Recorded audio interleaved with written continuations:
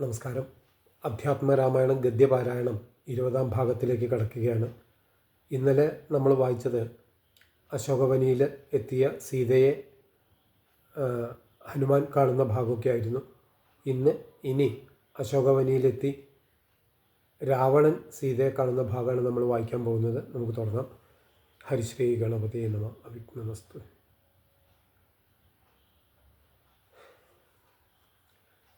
രാവണൻ്റെ ഇച്ഛാഭംഗം എന്ന ഭാഗമാണ് ഇനി വായിക്കാൻ പോകുന്നത്. രാവണൻ സീതാദേവിയോട് അനുസരിപ്പിക്കുന്ന തരത്തിലുള്ള മധുരതരമായ വാക്കുകൾ ഈ വിധം പറഞ്ഞു. സുമുഖി, നീ കേട്ടുകൊള്ളൂ. ഞാൻ നിന്റെ പാതാരവിന്ദങ്ങളിലെ ദാസനാണ്. ശോഭനശീലെ, നീ എന്നിൽ പ്രസാദിച്ചാലും അസുരേശ്വരനായ എന്നെ കണ്ടിട്ട് നീ സ്വയം മറിഞ്ഞിരിക്കുന്നത് എന്തിന്? അതിയായ താല്പര്യത്തോടുകൂടി നീ എന്നെ ഒന്ന് നോക്കിയാലും നിന്നിൽ മുഴുകിയ മനസ്സാണ് എനിക്കുള്ളത് എന്ന് നീ അറിയുക. ഭവതി ദശരഥപുത്രൻ നിന്റെ ഭർത്താവാണെങ്കിലും ചിലർക്ക് ചില സമയത്ത് കാണാൻ കഴിയും. പലപ്പോഴും എല്ലാ ദിക്കിലും അന്വേഷിച്ചാലും ഭാഗ്യവാന്മാർക്ക് പോലും അവനെ കണ്ടുകിട്ടാൻ കഴിയുകയില്ല. സുന്ദരി, രാമനെ കൊണ്ട് നിനക്കൊരു കാര്യവുമില്ല. അവന് ഒന്നിലും ആശയില്ല. ഒന്നോർത്താൽ അവന് ഒരു ഗുണവുമില്ല. ദൃഢമായി ആലിംഗനം ചെയ്താലും നിന്നോടൊപ്പം വസിച്ചാലും നിന്റെ ഗുണങ്ങൾ അനുഭവിച്ചാലും അവന് നിന്നിൽ അല്പവും താല്പര്യമില്ല. ഒരിക്കലും അവന് ശരണമായി ഒരുത്തരുമില്ല. ശക്തിവിഹീനനായ അവൻ നിന്നെ തേടി വരികയുമില്ല. നിനക്ക് അവൻ്റെ കാര്യത്തിൽ ഒന്നും തന്നെ ചെയ്യാനാകില്ല. കീർത്തിഹീനനും നിർമ്മലനും കൃതജ്ഞനും മതരഹിതനും ആണവൻ. ഒന്ന് ഓർത്തു നോക്കിയാൽ അവനെ അറിയാൻ ആർക്കും കഴിയില്ല. പ്രിയേ, അവൻ മാനഹീനനും പണ്ഡിത മാനവാനുമാണ്. എല്ലാ വനചര വർഗത്തിൻ്റെയും മധ്യത്തിൽ വസിക്കുന്നവനായ അവന് ദരിദ്രരോട് പ്രിയം കൂടുതലാണ്. അവൻ ഭേദഹീനാത്മനുമാണ്. ചണ്ടാലനും ബ്രാഹ്മണശ്രേഷ്ഠനും അവന് തുല്യമാണ്. പശുവും പട്ടിയും അവന് ഭേദമില്ല. ഭവതിയെയും കാട്ടാള സ്ത്രീയെയും അവൻ തുല്യമായി കാണുന്നു. ഭവതിയെ അവൻ മറന്നു കഴിഞ്ഞിരിക്കുന്നു. അതിനാൽ നീ നിന്റെ ഭർത്താവിനെ കാത്തിരിക്കുന്നത് മതിയാക്കൂ. നിന്റെ ദാസനായ എന്നെ നീ സ്വീകരിക്കുക. കയ്യിൽ വന്നു ചേർന്ന പരിശുദ്ധ രത്നത്തെ ഉപേക്ഷിച്ചിട്ട് നീ കാക്കപ്പൊന്നിനെ ആഗ്രഹിക്കുന്നത് എന്തിന്? നീ എന്നെ സ്വീകരിക്കുകയാണെങ്കിൽ നിന്നെ ദേവസ്ത്രീകളും അസുരാംഗനമാരും ധനുജ സ്ത്രീകളും ഭുജംഗികളും അപ്സരസ്സുകളും ഗന്ധർവ നാരികളും വളരെ ബഹുമാനത്തോടും ഭയത്തോടും സന്തോഷത്തോടും കൂടി പരിചരിക്കും. നീ ഒട്ടും സമയം കളയരുത്. പ്രിയേ, നീ എൻ്റെ ഭാര്യയായി വാഴുക. നിനക്കായി ദാസിപ്പണി ചെയ്യുവാൻ സുന്ദരിമാർ പലരും കാണും. ആ കാലന് പോലും എന്നെ ഭയമാണ്. ഇന്ദ്രന് പോലും അഭിവന്ദ്യനായ പുണ്യപുരുഷനാണ് ഞാൻ. സൗഭാഗ്യത്തിൻ്റെ സർവസ്വമായ സുന്ദരി, നിന്റെ വശവർത്തിയായ ഈ ഉള്ളവനെ ദയവോടും താല്പര്യത്തോടും കൂടി അനുസരിക്കൂ. സുന്ദരി, നിന്റെ പാദകമലങ്ങളിൽ വീണിരിക്കുന്ന എന്നെ എല്ലായ്പ്പോഴും രക്ഷിച്ചാലും. ഇങ്ങനെ വിവിധ തരത്തിൽ രാവണൻ തൊഴുതപേക്ഷിച്ചപ്പോൾ സീതാദേവി ഒരു പുൽക്കൊടി നുള്ളിയെടുത്ത് അവർക്കിടയിലിട്ടിട്ട് കോപത്തോടു കൂടി പറഞ്ഞു. സൂര്യവംശനാഥനായ ശ്രീരാമനെ ഭയന്ന് നീ സന്യാസി വേഷത്തിൽ വന്ന് അവർ രണ്ടുപേരും കാണാതെ ഭയത്തോടും അതിവിനയത്തോടും കൂടി പെൺപട്ടി യാഗത്തിലെ ഹവിസിനെ തട്ടിയെടുക്കുന്നത് പോലെ എന്നെ മോഷ്ടിച്ചതല്ലേ രാവണ? ഇതിൻ്റെ ഫലം നീ അനുഭവിക്കും. ശ്രീരാമൻ്റെ തീക്ഷ്ണമായ ബാണങ്ങളേറ്റ് കീറിയ ശരീരത്തോടുകൂടി അങ്ങ് യമലോകം പ്രവേശിക്കും. ശ്രീരാമചന്ദ്രൻ ഒരു സാധാരണ മനുഷ്യനാണെന്നാണോ നീ വിചാരിക്കുന്നത്? ശ്രീരാമചന്ദ്രൻ ഒരു പ്രയാസവും കൂടാതെ സമുദ്രത്തെ താണ്ടി ഇങ്ങു വരും. മൂർച്ചയേറിയ അമ്പുകൾ എയ്തുകൊണ്ട് അരക്ഷണം കൊണ്ട് ലങ്കയെ ഭസ്മമാക്കും. സഹോദരന്മാർ, പുത്രന്മാർ, മന്ത്രിമാർ, സേനാപതികൾ തുടങ്ങിയവരെയൊക്കെയുള്ള നിന്റെ സൈന്യത്തെ അദ്ദേഹം ഇല്ലാതാക്കും. തീർച്ച. ബ്രഹ്മദേവന്റെ അപേക്ഷയനുസരിച്ച് ഭൂമിയുടെ ഭാരം തീർക്കുന്നവനും സംരക്ഷണത്തിൽ സമർത്ഥനുമായ അദ്ദേഹം നിന്നെ വധിക്കുന്നതിനു വേണ്ടിയാണ് ഭൂമിയിൽ അവതരിച്ചിരിക്കുന്നത്. ഇതിനൊരു കാരണഭൂതയാകാൻ വേണ്ടി ജനകപുത്രിയായി ഞാനും പിറന്നു. അദ്ദേഹം വന്ന് നിന്നെയും വധിച്ചിട്ട് എന്നെ കൊണ്ടുപോകും. ഇത് നീ മനസ്സിലാക്കിക്കൊള്ളൂ. സീതാദേവിയുടെ പരുഷവചനങ്ങൾ കേട്ട് ക്രുദ്ധനായ രാവണൻ ഭയങ്കരമായ വാളെടുത്ത് സീതാദേവിയെ കൊല്ലാനായി ഓങ്ങി. അപ്പോൾ അതിയായ കരുണയോടെ രാവണപത്നിയായ മണ്ഡോദരി തൻ്റെ ഭർത്താവിനെ പിടിച്ചു മാറ്റിയിട്ട് അദ്ദേഹത്തോട് പറഞ്ഞു. രാവണ, മൂഢപ്രഭോ, ഒഴിഞ്ഞുമാറൂ. ഞാൻ പറയുന്നത് കേൾക്കൂ. അനുചിതമായ കാര്യം ചിന്തിക്കരുത്. ഈ മനുഷ്യസ്ത്രീയെ ഉപേക്ഷിക്കൂ. ഭർത്താവായ ശ്രീരാമനിൽ തന്നെ വ്രതനിഷ്ഠയോടെ പാതിവൃത്യം അവലംബിച്ച് ഉടയവരൊന്നുമില്ലാതെ അതീവ ദുഃഖിതയായി മെലിഞ്ഞ് ഭർത്തൃവിരഹത്താൽ പരവശയായി രാപ്പകൽ ഈ രാക്ഷസ സ്ത്രീകളുടെ പരുഷവചനവും കേട്ട് വശം കെട്ടിരിക്കുകയാണിവൾ. ഇതിൽ കൂടുതൽ ദുരിതം ആർക്കും വരാനില്ല. വിഭോ, ദുഷ്കീർത്തി വീരപുരുഷന്മാർക്ക് ചേരുന്നതാണ്. സകല വർഗത്തിൽപ്പെട്ട സുന്ദരി വർഗവും നിനക്ക് വശഗതമായിട്ടുണ്ട്. മണ്ഡോദരിയുടെ ദാക്ഷിണ്യപൂർവ്വമുള്ള വാക്കുകൾ കേട്ട് ലജ്ജിതനായ രാവണൻ നിശാചാരികളോട് പറഞ്ഞു, നിങ്ങൾ ഇവളെ അനുസരണയുള്ള വാക്കുകളും ഭീഷണികളും പറഞ്ഞു വശത്താക്കുവിൻ. ഇവളുടെ മനസ്സുമാറ്റി എന്നോട് അനുകൂലമാക്കി തീർക്കുന്നതിനായി ഇനിയും 2 മാസം കൂടി ഞാൻ കാത്തിരിക്കാം. ഇങ്ങനെ രാക്ഷസികളോട് പറഞ്ഞിട്ട് രാവണൻ ഈർഷ്യയോടെ അന്തഃപുരത്തിലേക്ക് പോയി. അതികഠിനമായ പരുഷവചനങ്ങൾ കേട്ടപ്പോൾ തകർന്ന മനസ്സോടെ സീത ദുഃഖിച്ചിരുന്നു. അപ്പോൾ ത്രിജട പറഞ്ഞു, ഇത് അനുചിതമാണ്. നിങ്ങളെല്ലാം അടങ്ങിയിരിക്കുവിൻ. നിശാചാരികളെ, ഞാൻ പറയുന്നത് കേൾക്കുവിൻ. ഈ ശീലാവതിയെ എല്ലാവരും നമസ്കരിച്ചിടുവിൻ. ഞാൻ കുറച്ചുനേരം ഉറങ്ങിയപ്പോൾ ഒരു സ്വപ്നം കണ്ടു. അഖിലലോക ജഗത്പതിയായ ശ്രീരാമനും ലക്ഷ്മണനും ഐരാവതത്തിന് പുറത്തിരിക്കുന്നതായി ഞാൻ കണ്ടു. അമ്പുകളുടെ കൂട്ടം വന്ന് വീഴുമ്പോൾ ഉണ്ടാകുന്ന തീപ്പൊരികളാൽ അവർ ലങ്കയെ ദഹിപ്പിച്ചു. എന്നിട്ട് യുദ്ധക്കളത്തിൽ വെച്ച് രാവണനെ വധിച്ചിട്ട് ലങ്കാരാജ്യത്തെ വിഭീഷണനു നൽകി. എന്നിട്ട് തൻ്റെ പത്നിയെയും മടിയിലിരുത്തിക്കൊണ്ട് ശ്രീരാമൻ അനുജനോടൊപ്പം അയോധ്യയിലേക്ക് പോയി. ഇന്ദ്രശത്രുവായ രാവണൻ നഗ്നരൂപിയായി ശരീരം മുഴുവൻ എണ്ണ പുരട്ടി തൻ്റെ ശിരസിൽ രാമച്ചമാലയണിഞ്ഞുകൊണ്ട് സഹോദരന്മാരോടും പുത്രന്മാരോടും മന്ത്രിമാരോടും സൈന്യത്തോടുമൊപ്പം ചാണകം നിറഞ്ഞ വലിയ കുഴിയിലേക്ക് മുങ്ങുന്നതായി കണ്ട് ഞാൻ വിസ്മയിച്ചു. രാക്ഷസ കുലപതിയായ വിഭീഷണൻ രാമപാദങ്ങളെ സേവിച്ച് വസിച്ചു. രാക്ഷസ സ്ത്രീകളെ, നിങ്ങൾ നിങ്ങളുടെ പാപങ്ങളെല്ലാം കഴുകൂ. ഈ സത്യമൊക്കെ നമുക്ക് നേരിൽ കാണാൻ കഴിയും. അതിനായി ഇവളെ ഏതാനും ദിവസം കൂടി നമ്മൾ കാക്കണം. ത്രിജടയുടെ വാക്കുകൾ കേട്ട് നിശാചാരികൾ അത്ഭുതവും ഭീതിയും കൊണ്ട് പരവശതയോടെ കിടന്നുറങ്ങി. സീതാദേവി ദുഃഖിതയുമായി. ഹനുമൽ സീതാ സംവാദം. പ്രഭാതത്തിൽ ഈ രാക്ഷസികൾ എൻ്റെ ശരീരം ഭക്ഷിക്കും. എനിക്ക് ഉറ്റവരായിട്ട് ആരുമില്ല. മരിക്കാനും മാർഗമൊന്നും കാണുന്നില്ല.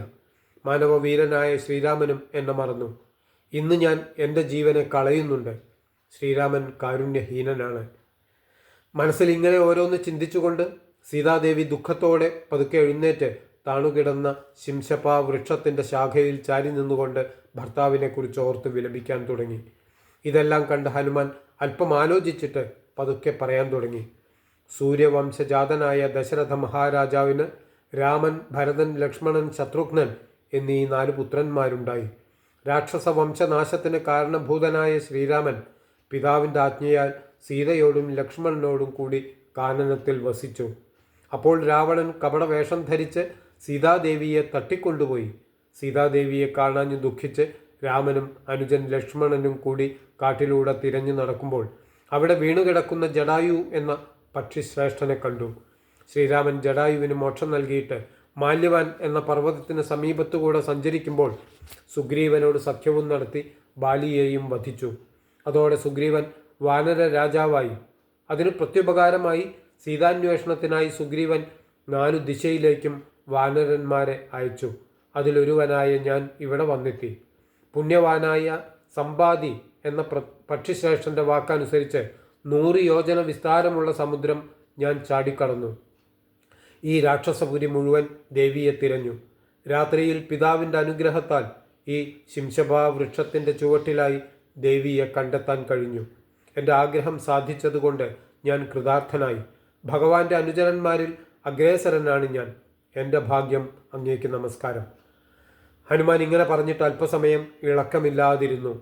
അപ്പോൾ സീതാദേവി പറഞ്ഞു, ഈ വിധം രാമൻ്റെ കഥ ആകാശമാർഗത്തിൽ കീർത്തിച്ചതെന്താണ്? വായു ഭഗവാൻ കൃപയോടെ പറഞ്ഞു കേൾപ്പിച്ചതാണോ? അതോ പാപിയായ എൻ്റെ മനോവിഭ്രാന്തിയാണോ? വളരെ കാലമായി അല്പം പോലും ഉറങ്ങാതെയിരിക്കുന്ന ഞാൻ സ്വപ്നം കാണാനും വഴിയില്ല. എൻ്റെ ഭർത്താവിൻ്റെ ചരിതം കാതുകൾക്ക് അമൃത് പകരുന്നതാണ്.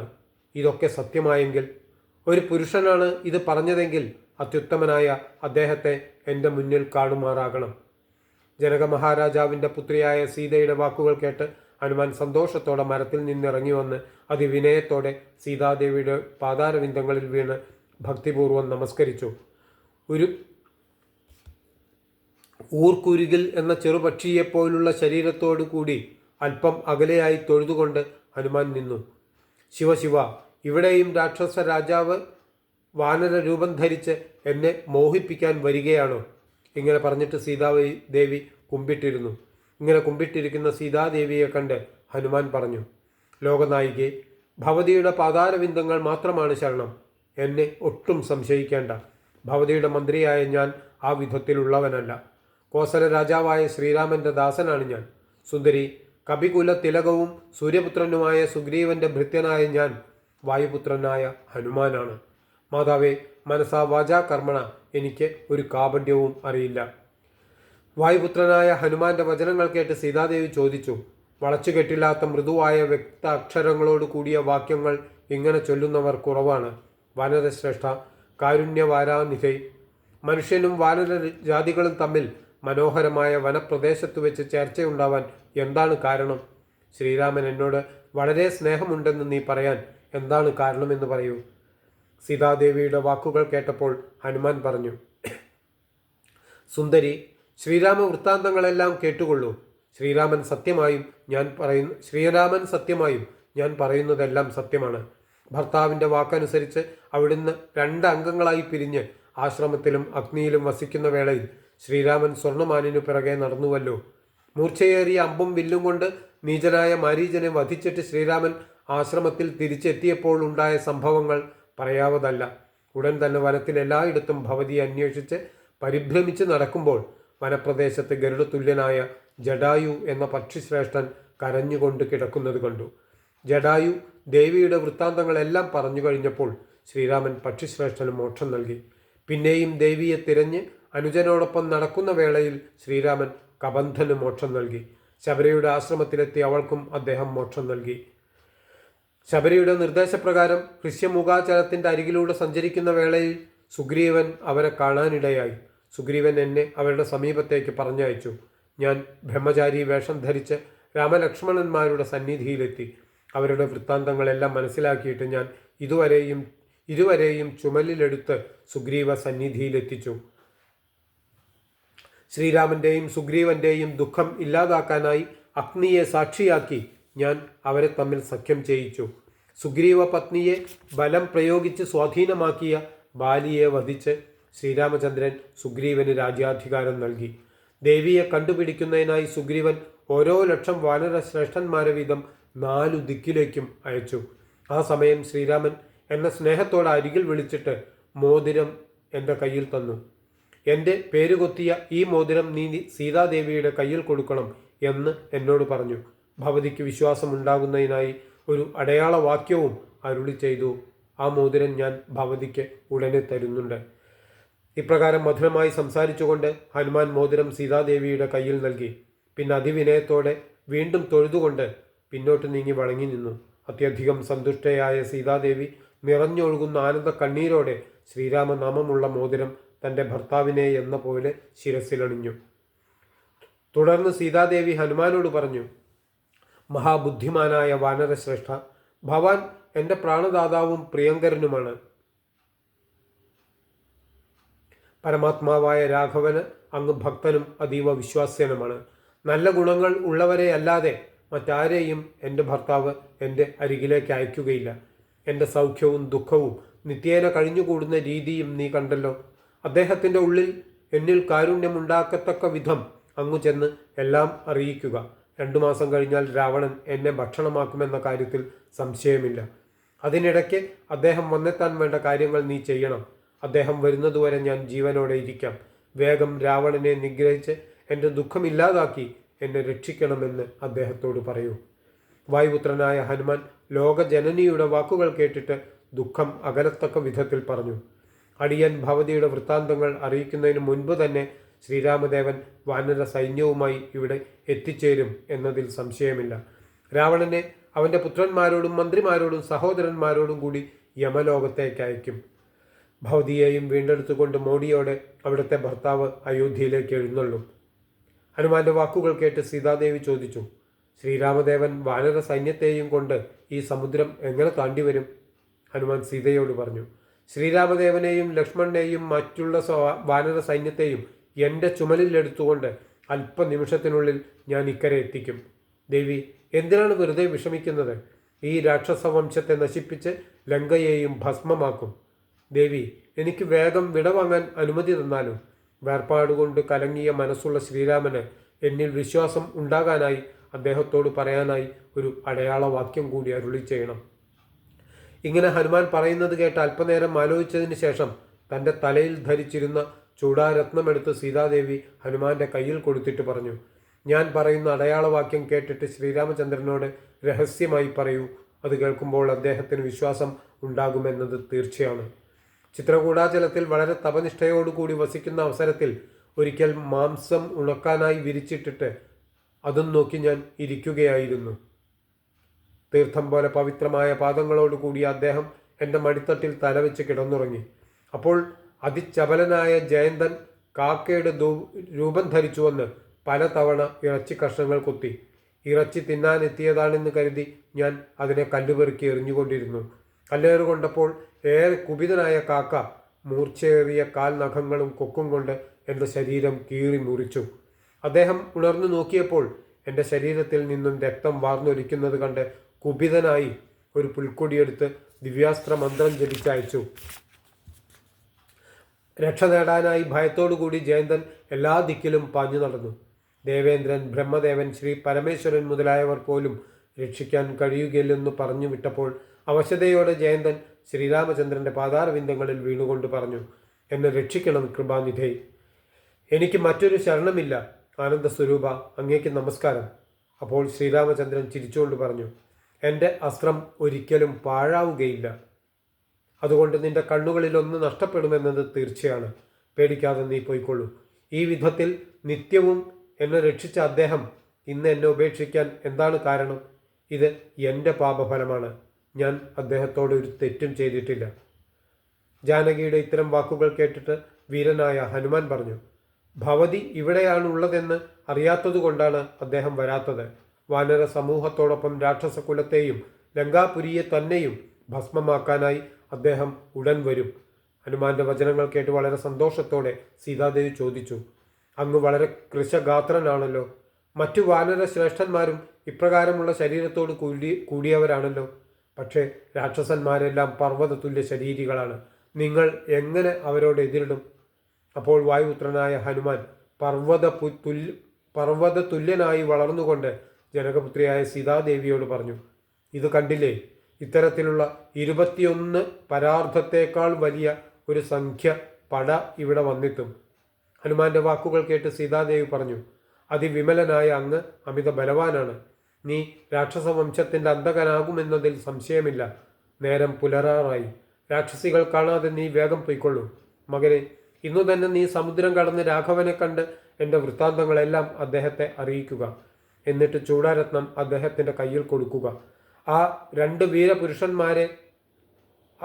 വീരപുരുഷന്മാരോടൊപ്പം സുഗ്രീവനെയും വാനര സൈന്യത്തെയും കൂട്ടിക്കൊണ്ട് നീ വേഗം വരിക. നിനക്ക് വഴിയിൽ തടസ്സമോ ശല്യമോ ഉണ്ടാകാതിരിക്കട്ടെ. വിനയത്തോടും ഭയഭക്തിയോടും ഹനുമാൻ സീതാദേവിയുടെ പാതാരവിന്ദങ്ങളിൽ നമസ്കരിച്ചു. മധുരമായ വാക്കുകൾ പറഞ്ഞുകൊണ്ട് സീതാദേവിയെ 3 പ്രാവശ്യം വലത്തുവെച്ച് ഹനുമാൻ ഇങ്ങനെ പറഞ്ഞു, മാതാവേ, വിട തരിക. ഭവതി ദുഃഖിക്കാതെ വസിച്ചാലും. സീതാദേവി ഹനുമാനെ അനുഗ്രഹിച്ചു. പുത്ര, നിനക്ക് യാത്രയിൽ മംഗളം ഭവിക്കട്ടെ. എൻ്റെ ഭർത്താവിനെ നീ ഉടനെ ഇവിടെ വരുത്തുക. നീ വളരെ കാലം സുഖത്തോടെ വസിക്കുക. പുത്ര, നിനക്ക് മംഗളം ഉണ്ടാവട്ടെ. ഇങ്ങനെ സീതാദേവിയുടെ ആശീർവാദവും വാങ്ങിക്കൊണ്ട് ഹനുമാൻ വിടവാങ്ങി. നമുക്ക് നാളെ വായിക്കാനുള്ളത് ലങ്കാമർദ്ദനാണ്. നമസ്കാരം.